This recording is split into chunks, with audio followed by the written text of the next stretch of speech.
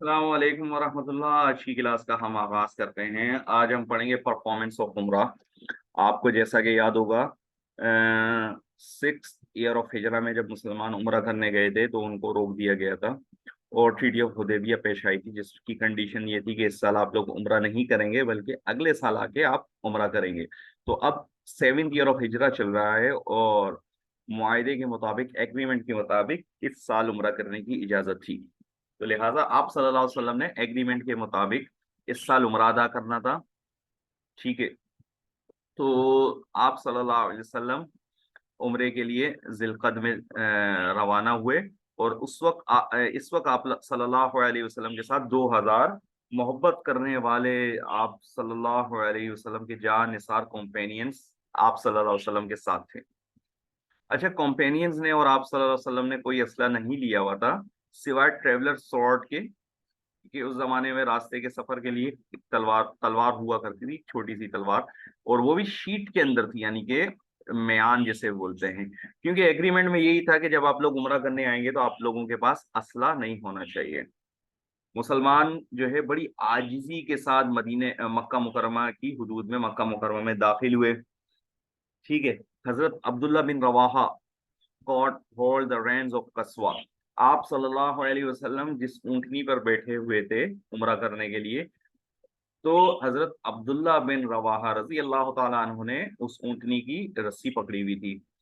The she camel of the holy prophet صلی اللہ علیہ وسلم، یہ ایک اونٹنی تھی جس پہ آپ صلی اللہ علیہ وسلم سوار تھے، اور rest of the Muslim followed on foot, باقی سارے مسلمان جو ہے پیچھے آپ صلی اللہ علیہ وسلم کے چلتے ہوئے آ رہے تھے۔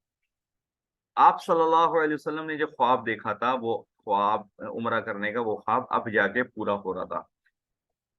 And Allah declaration was most truthful, Allah کی جو ڈکلیریشن ہے، جو اللہ کا اعلان ہے، وہ بالکل سچا ہے۔ کیا فرمایا اللہ تعالیٰ نے؟ Surely Allah has in truth made good to his messenger, سچائی میں اللہ تعالیٰ نے اپنے میسنجر کے لیے اچھائی رکھی ہے۔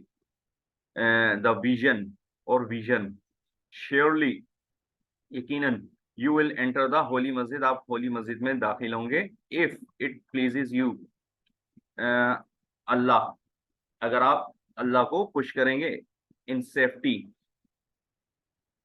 کے ساتھ، you will shave and cut your hair without any fear, اور پھر آپ شیو کریں گے، اپنے بالوں کو کاٹیں گے بغیر کسی خوف کے۔ ٹھیک ہے،